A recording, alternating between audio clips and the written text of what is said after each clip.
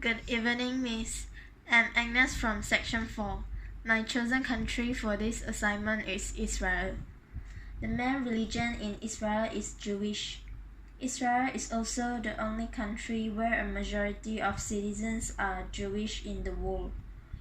74.7% of the population in Israel is Jewish. The majority of the population in Israel are followers of Orthodox Judaism, Reform Judaism, and Conservative Judaism. How does religion affect business in Israel? Jewish in Israel have a lot of different law compared with other countries due to the Jewish religion law, halakha. Especially for entrepreneurs in Israel, they need to do business and obey the laws at the same time is a very high challenge for them. Due to the halakha, Jewish entrepreneurs in Israel faced a lot of issues. Halakha brings huge effect to Israel entrepreneurs.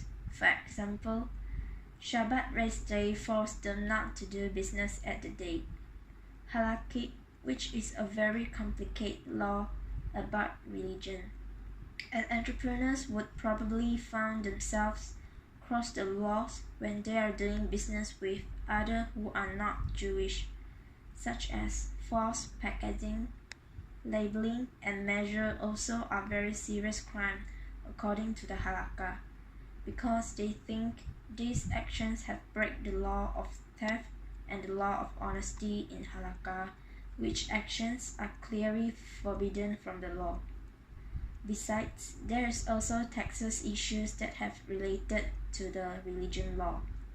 The Bible claims that a person who avoids paying such a tax is a transgressor, because he is stealing the king's portion, regardless of whether the king is Jewish or not.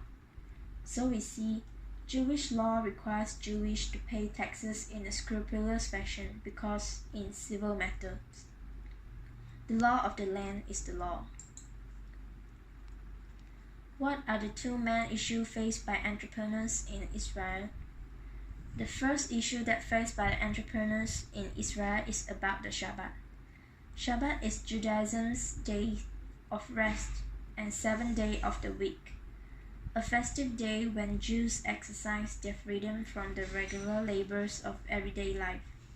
According to local authorities' law, Jewish are not allowed to work, and everyone are strictly forbidden employ Jews at the day, which is from sunset on Friday evening until sunset on Saturday. This caused the small business hard to compete with other business outside the cities. The second issue that faced by the entrepreneurs in Israel is about the shareholders.